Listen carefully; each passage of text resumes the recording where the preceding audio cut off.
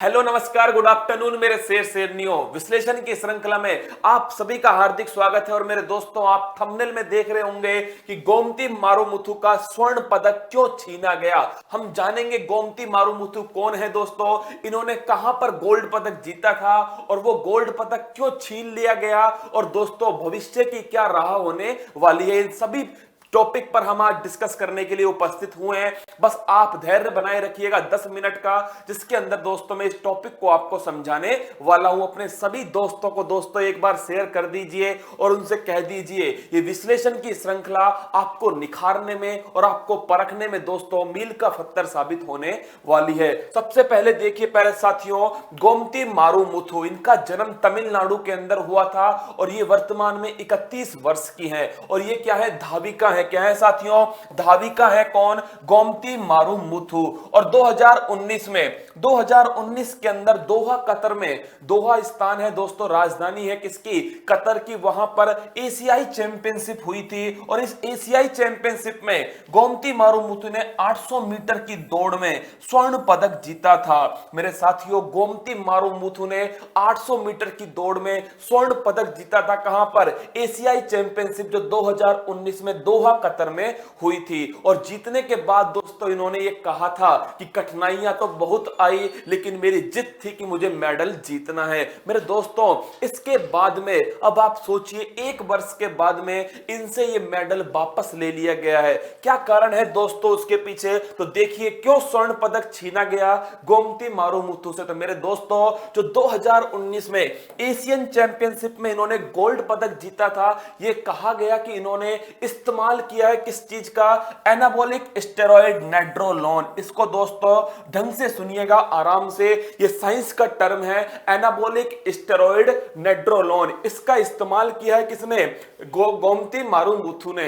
इसलिए क्या हुआ, इनसे जो स्वर्ण पदक था वो छीना गया है। अब ये पता कैसे लगा कि इसका इस्तेमाल किया है? तो मेरे दोस्तों, जो इनका रक्त का नमूना लिया गया, जो ब्लड का सैंपल लिया गया, उस ब्लड के सैंपल में ये स्टेरॉइड उपस्थित है, जिसे हम डोपिंग पॉजिटिव कहते हैं। क्या बोलते हैं? डोपिंग कहते हैं दोस्तों। ये जो स्टेरॉइड है वो डोपिंग के अंदर है और ये डोपिंग क्या हो चुकी है? पॉजिटिव साबित हो चुकी है। इसीलिए 2 महीने के अंदर 2019 में 18 मार्च 2019 से और 17 मई 2019 तक की जो भी उपलब्धियां इनकी, उन्हें रद्द कर दिया गया है। और इसी बीच में दोस्तों इन्होंने कौन सा पदक जीता था? इन्होंने जो एशियाई चैंपियनशिप थी उसके अंदर गोल्ड पदक जीता था। तो क्यों रद्द हुआ है? कि डोपिंग का जो टेस्ट था इनका वो पॉजिटिव आ चुका है। और उसके अंदर दोस्तों क्या निकला है? तो उसके अंदर स्टेरॉइड नेड्रोनोल निकला है। यहां पर दो चीजें समझने की हैं, एक तो डोपिंग क्या होता है और एक ये नेड्रोनोल स्टेरॉइड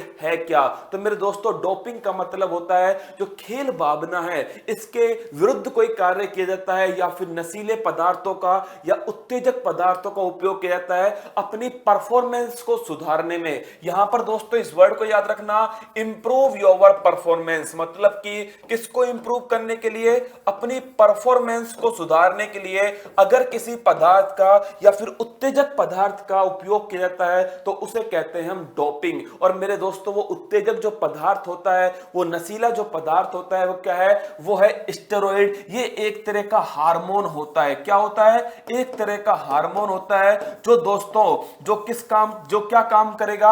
आपकी परफॉर्मेंस को सुधारेगा, आपकी मांसपेशियां जो है, आपकी जो मसल्स हैं दोस्तों, उन्हें मजबूत करेगा। तो आइए जानते हैं ये नेड्रोलोन स्टेरॉइड क्या है। तो आप जैसा कि फोटो में देख रहे हैं दोस्तों, यहां पर क्या लिखा हुआ है? बैन लिखा हुआ है, मतलब ये प्रतिबंधित है। कौन सा? नेड्रोलोन स्टेरॉइड। इसका हम उपयोग कहां करते हैं दोस्तों? तो सुनिएगा लाडलो, इसका उपयोग करते हैं हम मांसपेशियों के विकास में और हड्डी का जो घनत्व है, बोन डेंसिटी, इसकी वृद्धि में करते हैं। इसका उपयोग प्यारे साथियों बीमारी जो है, एनीमिया बीमारी या फिर ऑस्टियोपोरोसिस, ये नाम बड़ा है लेकिन आप समझिए ये ऑस्टियो वर्ड जो है इसका मतलब होता है हड्डी। क्या होता है? हड्डी होता है। और पोर का मतलब होता है दोस्तों छिद्र, मतलब कि जब हड्डियां कैसी हो जाती हैं?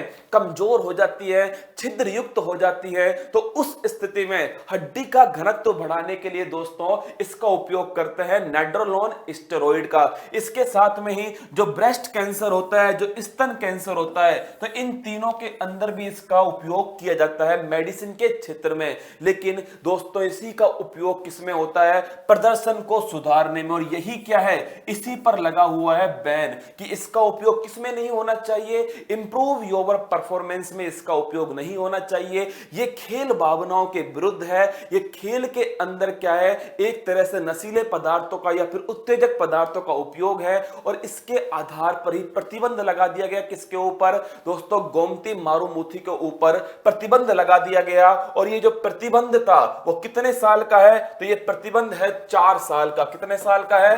4 साल का प्रतिबंध है जो इनके ऊपर लगाया गया है। कब तक होगा? 2023 तक ये प्रतिबंध लागू रहेगा।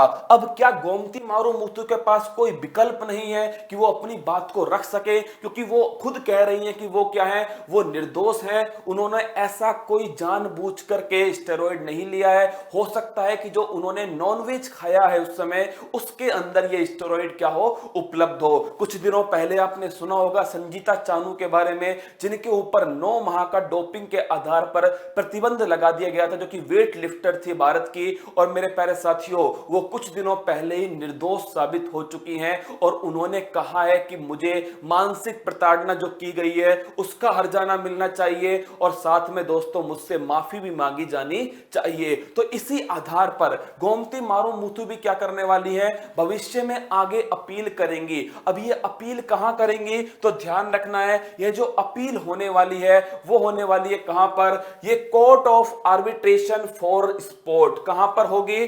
Court of arbitration for sport, जिसे हिंदी में क्या कहते हैं? खेल पंचायत न्यायालय। कौन सा है? खेल पंचायत न्यायालय। तो इस प्रतिबंध को चुनौती कहां पर देंगी? ये देंगी दोस्तों यहां पर court of arbitration for of support. अब आपको ध्यान रखना है कि जो स्पोर्ट है, जो खेल है, इसमें जो भी विवाद हो, इन विवादों का मध्यस्थता के द्वारा क्या करना? निपटान। आर्बिट्रेशन क्या होता है? इसका मतलब होता है मध्यस्थता करना। और ये मध्यस्थता किस क्षेत्र में होगी? तो ये खेल के क्षेत्र में। किसके क्षेत्र में? खेल के क्षेत्र में जो भी विवाद हैं, इन विवादों को सुलझाने के लिए यह कोर्ट क्या करता है? मध्यस्थता करता है। और इसकी जो स्थापना थी वो 1984 में होती है। और इसका जो मुख्यालय है वो लॉजेन स्विट्जरलैंड के अंदर है। कहां पर है? लॉजेन स्विट्जरलैंड के अंदर इसका मुख्यालय है। और ये एक अंतरराष्ट्रीय अर्ध न्यायिक निकाय है। कैसा निकाय है दोस्तों? ये कोई कोर्ट नहीं है। ये कोर्ट बनाई गई है किसके लिए? मध्यस्थता करने के लिए, आर्बिट्रेशन करने के लिए बनाई गई है।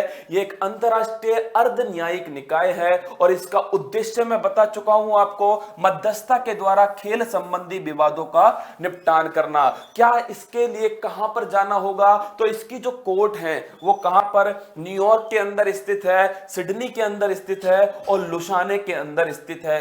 न्यूयॉर्क चौधरी अमेरिका के अंदर स्थित है, सिडनी जो दोस्तों ऑस्ट्रेलिया के अंदर स्थित है, और लुसाने जो है वो स्विट्जरलैंड के अंदर स्थित है। यहां पर इसकी कोर्ट उपस्थित है। और दोस्तों ये भविष्य के गर्त में है कि क्या रिजल्ट आने वाला है। लेकिन दोस्तों हम सभी दुआ करेंगे कि जो गोमती मारूमुथु है वो क्या निर्दोष साबित हो सके, और जो भारत की शेरनी है वो अपने जो स्वर्ण पदक, जो उसने मेहनत की है दोस्तों, उस मेहनत के बलबूते पर जो स्वर्ण पदक जीता है, वो स्वर्ण पदक उसे वापस मिल सके। और मेरे प्यारे साथियों, वो भविष्य में भी खेल स्पर्धाओं के अंदर स्वर्ण पदक जीतते रहे। इसी प्रकार की दोस्तों, इसी प्रकार की श्रृंखला में मैं आपके साथ हमेशा जुड़ता रहूंगा और आपको कोई नई जानकारी एक अच्छे विश्लेषण के साथ में उपलब्ध कराता रहूंगा। तब तक के लिए आप हंसते रहना, मुस्कुराते रहना, अपनी तैयारी को मजबूत करते रहना, अपने चेहरे पर मुस्कान बनाए रखना। दोस्तों उत्कर्ष परिवार में आप सभी का हार्दिक स्वागत है। जय हिंद, थैंक यू। सब्सक्राइब करें उत्कर्ष के YouTube चैनल को और लेटेस्ट अपडेट पाने के लिए बेल आइकन को प्रेस करें। प्रतियोगी परीक्षाओं की तैयारी करें अब घर बैठे, तो जुड़े रहें उत्कर्ष के YouTube चैनल के साथ। अब पढ़ो कहीं भी, कभी भी।